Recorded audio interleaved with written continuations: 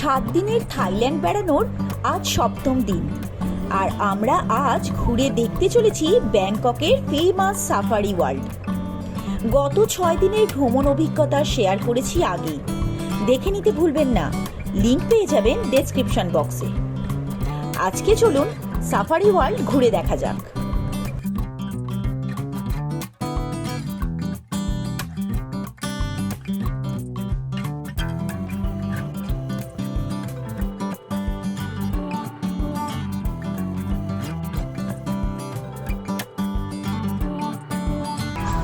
আমরা আজকে চলে এসেছি সাফারি পার্কে, ব্যাংককের ফেমাস সাফারি পার্ক।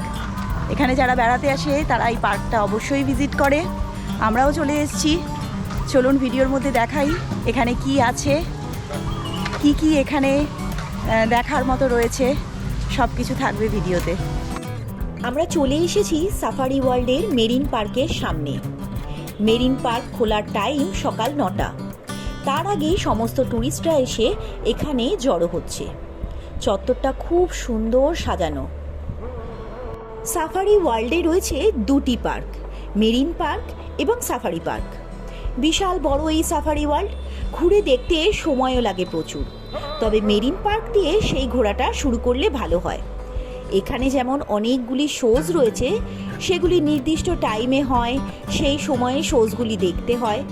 তার সাথে লাঞ্চের ব্যবস্থাও রয়েছে এই মেরিন পার্কে, তাই সবার আগে মেরিন পার্ক ভিজিট করতে হয়। এই সাফারি ওয়ার্ল্ড ভিজিটের টিকিট আপনারা পেয়ে যেতে পারেন সাফারি ওয়ার্ল্ডের ওয়েবসাইট থেকে। টিকিট প্রাইস পড়ে 780 ভাট থেকে 1150 ভাট পার পারসন। সাফারি ওয়ার্ল্ডের এই মেরিন পার্ক অনেক বড় এবং এখানে দেখার জন্য রয়েছে 5টি শো এবং অনেক রকমের জীবজন্তু। রাস্তাও করা আছে, ভেতরে অ্যাডও দিয়ে দেখানোও আছে, সঙ্গে গাইডও থাকবে। তবে ঢোকার আগে এখানে গাইড আমাদের বুঝিয়ে দিচ্ছেন আমরা কোথা থেকে কি দেখা শুরু করব এবং কোথায় কি শো হবে, কোথায় আমরা লাঞ্চ করব, সেই সমস্ত বুঝিয়ে দিচ্ছেন। সাফারি ওয়ার্ল্ডের ভেতরে ঢোকার সাথে সাথেই প্রথমেই চোখে পড়ল ম্যাকাও, রং বেরঙের ম্যাকাও। এছাড়াও চারিদিকে ন্যাচারাল হ্যাবিট্যাট তৈরি করে নানা রকমের পশু পাখির দেখা মিলবে। আমাদের গাইড বুঝিয়ে দিয়েছিল আমাদের প্রথমে যেতে হবে জিরাফ ফিডিং করাতে, তারপরে সেখান থেকে আমরা ওরাং ওটাং শো দেখতে যাব। আমরা সেই মতো পথ নির্দেশ লক্ষ্য করে এগোতে থাকলাম সামনের দিকে। এখানে বার্ড শো হয়, যদিও আমাদের প্যাকেজে তা ইনক্লুডেড ছিল না। পাখির সাথে আপনি ছবিও তুলতে পারেন, তবে তার জন্য খরচ করতে হবে অতিরিক্ত ভাট।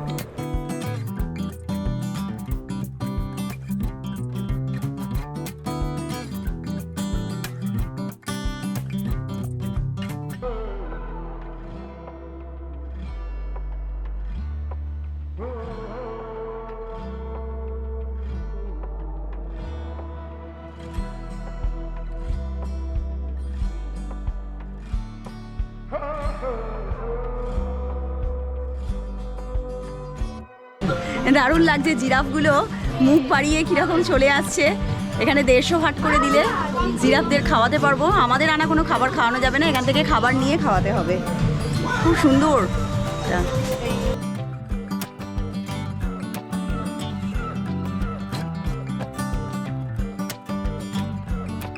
জিরাফ ফিডিং করিয়ে চলে এসেছি ওরাং ওটাং শো দেখতে। এখানে প্রত্যেকটা শোয়ের নির্দিষ্ট টাইম করা আছে, যাতে সবাই প্রত্যেকটা শো নির্দিষ্ট সময় মতো দেখতে পারে। সেই জন্য প্রথমেই শুরু হচ্ছে ওরাং ওটাং শো দিয়ে, এবং এরপর এক এক করে বাকি শোগুলো হতে থাকবে। মাঝে থাকবে অবশ্য লাঞ্চ ব্রেক।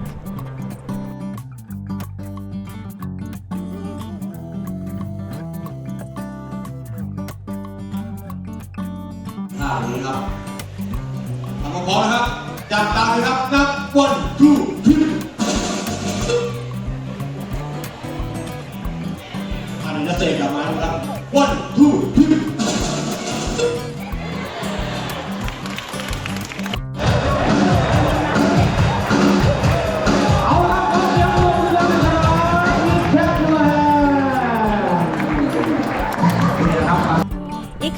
একটা শো শেষ হওয়ার সাথে সাথেই আর একটা শো শুরু হয় এবং প্রত্যেকটা শো দেখানোর জন্য নির্দিষ্ট সেটআপ এবং স্টেজ করা আছে।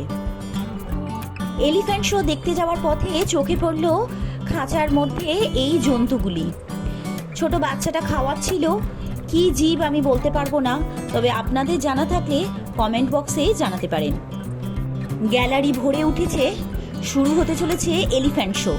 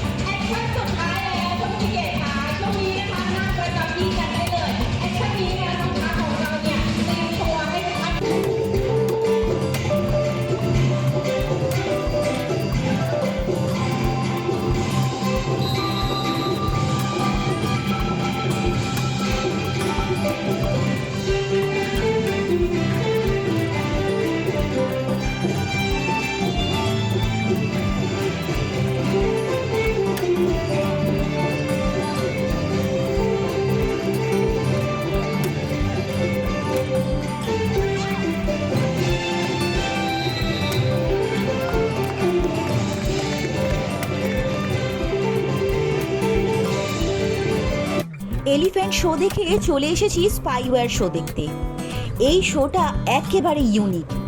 যেভাবে হেলিকপ্টার উড়িয়ে, জলে ঝাঁপ দিয়ে, বাইক চালিয়ে, স্পিড বোট চালিয়ে অনেকটা গেমিং পরিবেশ তৈরি করে যেভাবে এন্টারটেনের ব্যবস্থা করা হয়েছে তা একেবারে অসাধারণ এবং ইউনিক। এই শো একেবারেই মিস করার মতো নয়।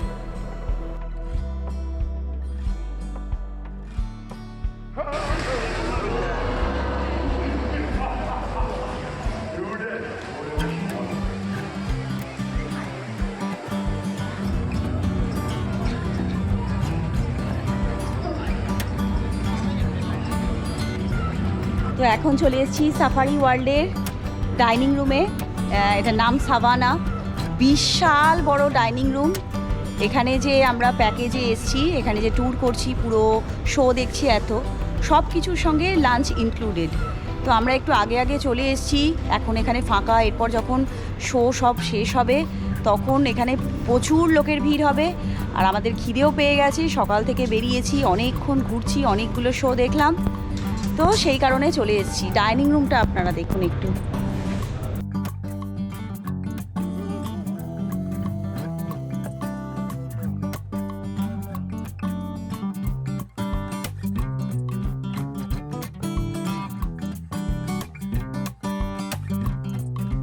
খাবার কি কি আছে একটু দেখা যাক। এই ডাইনিং হলে খাবারের আয়োজন দেখে বোঝা যায় এখানে কত ভারতীয় ট্যুরিস্ট আসে। সমস্ত খাবার ভারতীয় ট্যুরিস্টদের কথা মাথায় রেখেই আয়োজন করা হয়েছে। ভেজ এবং ননভেজ সব রকমের আইটেমই রয়েছে এখানে।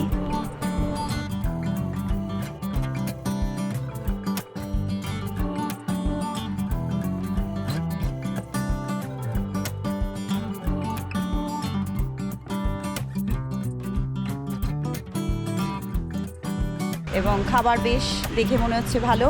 এবার আমি টেস্ট করে দেখি খাবারগুলো কীরকম। তো আমার এত খিদে পেয়েছিল, আমি সব রকম খাবারই প্লেটে সাজিয়ে নিয়ে চলে এসেছি। কেমন লাগছে খেতে? অসাধারণ লাগছে। চিকেনের লেগ পিস পাওয়া গেছে, পছন্দ মতো পিস পাওয়া গেছে, আর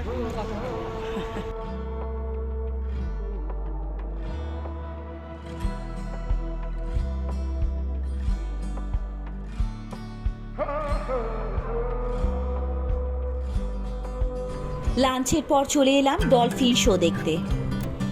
দেখুন ডলফিন শো।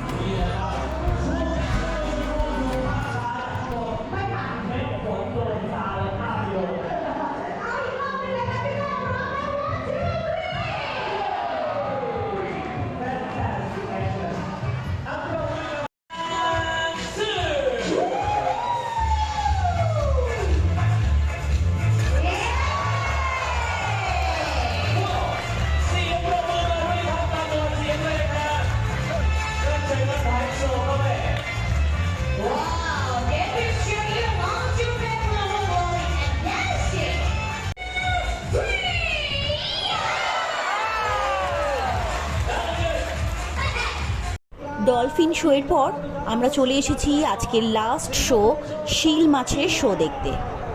প্রত্যেকটা শো 40 মিনিট মতো হচ্ছে এবং প্রত্যেকটা শোই বেশ ইউনিক।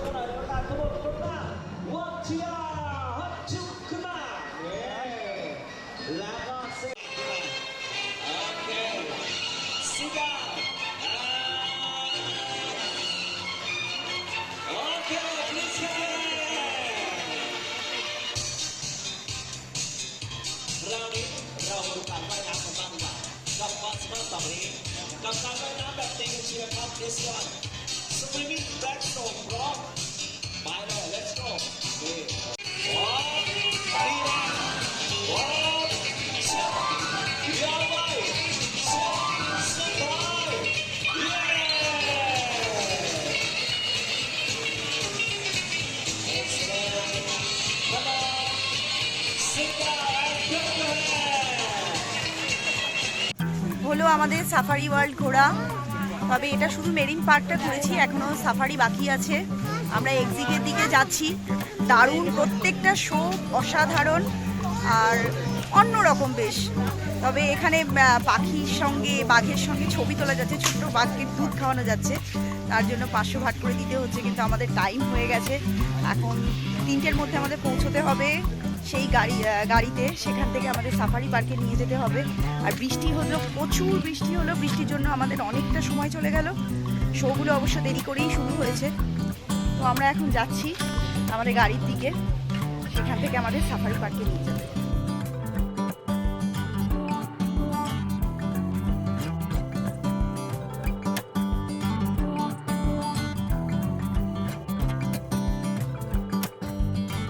মেরিন পার্কের পাশেই সাফারি পার্কে চলে এসেছি আমরা। জিরাফকে খাওয়ানোর সময় এটা দেখছিলাম, এর ভেতর দিয়ে গাড়িগুলো যাচ্ছিল। আমাদের গাড়িটা এখন পুরোটা ঘুরবে। এখানে পুরো গাড়ির মধ্যে আমরা আর পশু পাখি ছাড়া রয়েছে। দারুণ সুন্দর লাগছে সাফারি পার্ক। সাফারি পার্ক ঘুরে দেখার জন্য আলাদা কোনো রকম সাফারি গাড়ি নিতে হয় না। আমরা যে গাড়ি করে হোটেল থেকে এসেছি সেই গাড়ি আমাদের সাফারি পার্ক ঘুরিয়ে দেখাচ্ছে। তবে এন্ট্রি গেটে অবশ্যই আলাদা এন্ট্রি পাস দেখাতে হচ্ছে। প্রত্যেকটা গাড়িকেই এন্ট্রি পাস দেখাতে হচ্ছে। আমাদের অবশ্য সেই এন্ট্রি পাসের ব্যবস্থা আমাদের ট্যুর অপারেটর করে দিয়েছিল। আপনারা যখন আসবেন সাফারি ওয়ার্ল্ডের ওয়েবসাইট থেকে এই সাফারি পার্ক ঘোরার এন্ট্রি পাস নিয়ে নিতে পারেন। প্রায় 200 একর জায়গা নিয়ে গড়ে উঠেছে সাফারি ওয়ার্ল্ড। সাফারি ওয়ার্ল্ডের এই সাফারি পার্কটিও অনেক বড় চত্বর নিয়ে তৈরি করা হয়েছে। এখানে অনেক রকমের পশু পাখি ছাড়া রয়েছে। পশু পাখিরা যাতে তাদের ন্যাচারাল হ্যাবিট্যাটে থাকতে পারে সেই মতো উপযুক্ত ব্যবস্থাও এখানে করা রয়েছে। তো এই ছিল আমার আজকে সাফারি পার্কের বেড়ানো। লাস্টে যে সাফারি পার্কটা করলাম অনেক জন্তু জানোয়ার দেখলাম, বাঘ, সিংহ, ভাল্লুক এবং সব ছাড়া রয়েছে। আমরা গাড়ির মধ্যে অনেক বড় জায়গা নিয়ে, খুব সুন্দর এই সাফারি, বেশ ভালো লাগলো। আর মেরিন পার্কের শো খুব ভালো লেগেছে। এখন আমরা হোটেলের দিকে রওনা দিচ্ছি। আমার আজকের ভ্রমণ পর্ব আমি এখানেই শেষ করলাম। সাফারি ওয়ার্ল্ড তো আমার ভীষণ ভালো লেগেছে। আপনাদের কেমন লাগলো কমেন্ট বক্সে তা অবশ্যই জানাবেন। ভালো লাগলে একটা লাইক আর শেয়ার অবশ্যই করবেন। আর এই চ্যানেলে এরকম বেড়ানোর ভিডিও আরও দেখার জন্য চ্যানেলটিকে সাবস্ক্রাইব করে রাখতে অনুরোধ করব। ভালো থাকবেন, দেখা হবে পরের ভিডিওতে। ধন্যবাদ। আমি আছি এখন ব্যাংককের ইন্দিরা স্কোয়ারে। এখানে ইন্দিরা মার্কেট রয়েছে।